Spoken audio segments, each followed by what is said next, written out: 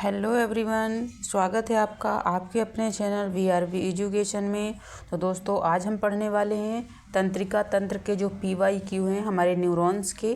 ठीक है, तो हम क्लास शुरू करने से पहले आप पहले चैनल को लाइक कर दीजिए, सब्सक्राइब कर लीजिए और बेल आइकन को ऑन कर दीजिए ताकि आने वाला हर नोटिफिकेशन आप तक पहुंच सके। तो दोस्तों, आप इसकी PDF के लिए आप हमारे टेलीग्राम चैनल को ज्वाइन कर सकते हैं, जो कि इसका लिंक दिया हुआ है हमारे डिस्क्रिप्शन बॉक्स में। तो दोस्तों, हम अपनी क्लास को कर लेते हैं शुरू। आज का पहला क्वेश्चन है, मैं इसमें कोई भी डिस्क्राइब नहीं करूँगी क्योंकि हमने ऑलरेडी पढ़ रखा है जो हमारा न्यूरॉन्स वाला वीडियो है। अगर आपने वो वाला वीडियो हमारा फुल डिटेल्ड क्लास नहीं देखी है न्यूरॉन्स की, तो आप वहाँ पर पहले जाकर देख लीजिए। इसके बाद यहाँ पर आप प्रैक्टिस कीजिए, तभी आपको समझ में आएगा। ठीक है, यहाँ जो शब्द दिए हुए हैं, मैंने दिए हैं क्वेश्चन में डाले हैं, वो आपको ऐसे समझ नहीं आएंगे जब तक आप पूरी तरह से जो हमारी फुल डिटेल वाली क्लास है, जब तक आप वो नहीं देख लेते तो यहाँ पे आपको, मुझे नहीं लगता कि आपको कुछ समझ में आने वाला है।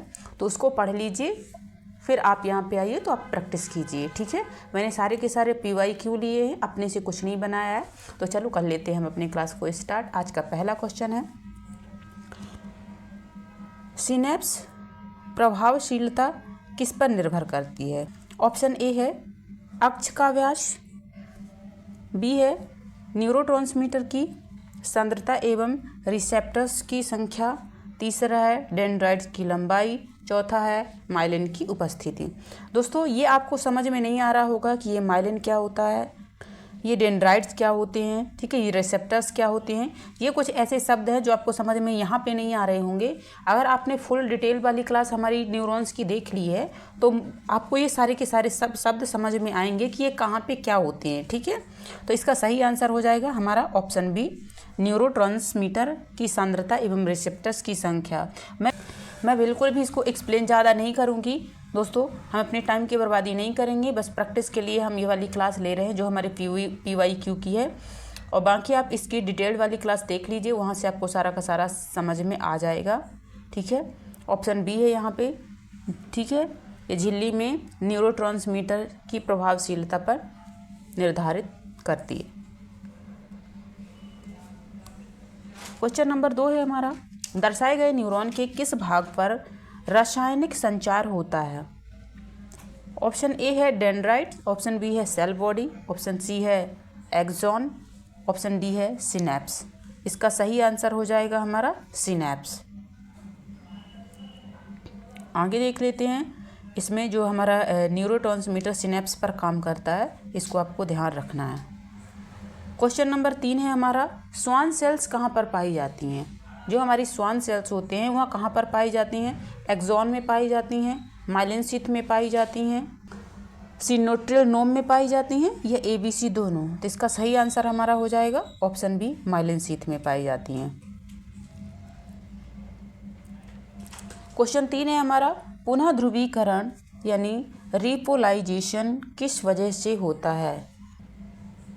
ऑप्शन ए है सोडियम, ऑप्शन बी है कैल्शियम, सोडियम इन्फ्लुएक्स, कैल्शियम इन्फ्लुएक्स। ठीक है, ये 4 ऑप्शन में से इसका सही आंसर हो जाएगा K+।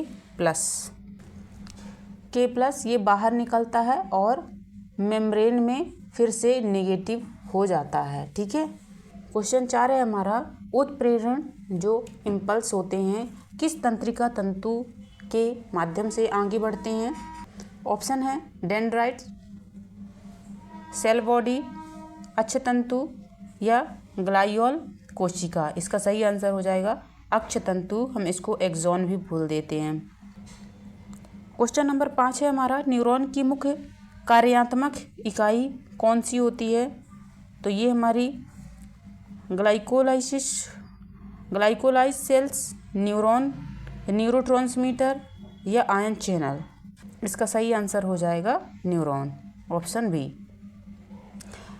सॉल्टेटरी कंडक्शन किसके कारण होता है? Node of Ranvier, myelin sheath, glial cells, या डेंड्राइट्स।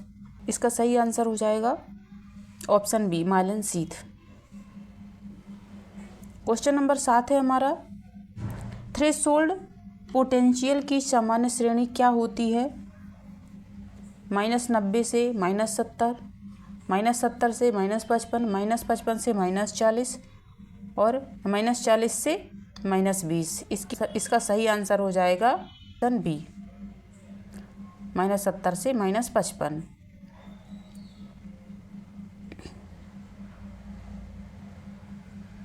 क्वेश्चन नंबर 8 है हमारा, सेंसरी न्यूरॉन और मोटर न्यूरॉन में प्रमुख अंतर क्या है?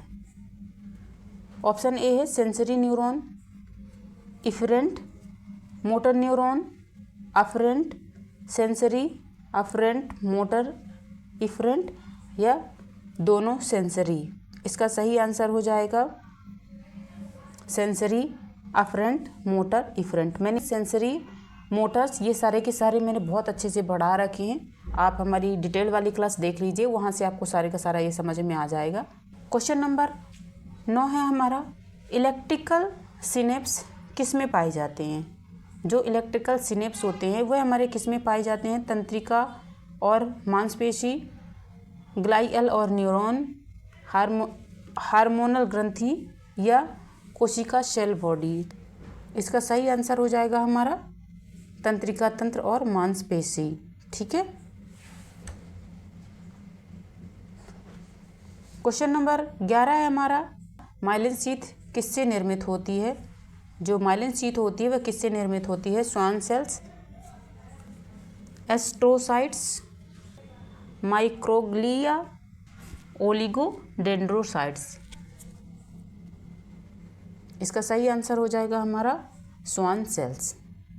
अगला क्वेश्चन देखते हैं। क्वेश्चन नंबर 12 है हमारा, CNS सेंट्रल नर्वस सिस्टम में माइलिन शीथ कौन बनाता है? तो ये बनाता है हमारा श्वान सेल्स। ठीक है। न्यूरोट्रांसमीटर का कार्य क्या होता है? न्यूरोट्रांसमीटर का कार्य क्या होता है? तो इसका कार्य हो जाता है रासायनिक सूचना संचार। ठीक है। क्वेश्चन नंबर 14 देख लेते हैं हमारा, एक्टिकोलिन मुख्यतः कहाँ कार्य करता है? पेरिफेरल, CNS, स्नायु प्रभाव या केवल मस्तिष्क में? इसका सही आंसर है पेरिफेरल। क्वेश्चन नंबर 15 है हमारा, ग्लाइयल सेल में से कौन सा एक फैगोसाइटोसिस करता है? इसका सही आंसर है ऑप्शन ए। क्वेश्चन नंबर 16 है हमारा, ब्लड ब्रेन बैरियर किसके द्वारा बनता है? इसका सही आंसर है एस्ट्रोसाइट्स। क्वेश्चन नंबर 17 है हमारा, रिफ्लेक्स ARC की शुरुआत किससे होती है? इसका सही आंसर है सेंसरी रिसेप्टर्स। क्वेश्चन नंबर 18 है, नी जर्क रिफ्लेक्स किस प्रकार का रिफ्लेक्स होता है? इसका सही आंसर है मोनोसिनेप्टिक। क्वेश्चन नंबर 19 है, रेस्टिंग मेम्ब्रेन पोटेंशियल लगभग MV होती है, कितने MV होती है? इसका सही आंसर है ऑप्शन ए। क्वेश्चन नंबर 20 है हमारा, सोडियम और कैल्शियम पंप कितने सोडियम बाहर और कितने कैल्शियम भीतर खींचता है? इसका सही आंसर है ऑप्शन ए। ठीक है दोस्तों, हमारी क्लास यहीं पे समाप्त होती है। हमारे 20 क्वेश्चन हो चुके हैं। तो पहले जब तक डिटेल वाली क्लास आप नहीं देखेंगे तो आपको कुछ भी समझ में नहीं आएगा। ठीक है। आप सीधे मैंने इसमें कुछ एक्सप्लेन नहीं किया है, केवल मैंने क्वेश्चन बताए हैं और आंसर बताए हैं। ये प्रीवियस ईयर क्वेश्चन है तो मैंने कुछ भी एक्सप्लेनेशन इसमें नहीं दिया है। अगर आपने फुल डिटेल वाली क्लास देख ली है तो ऑलरेडी वहाँ पे आपको ये सारे क्वेश्चन समझ में आएंगे।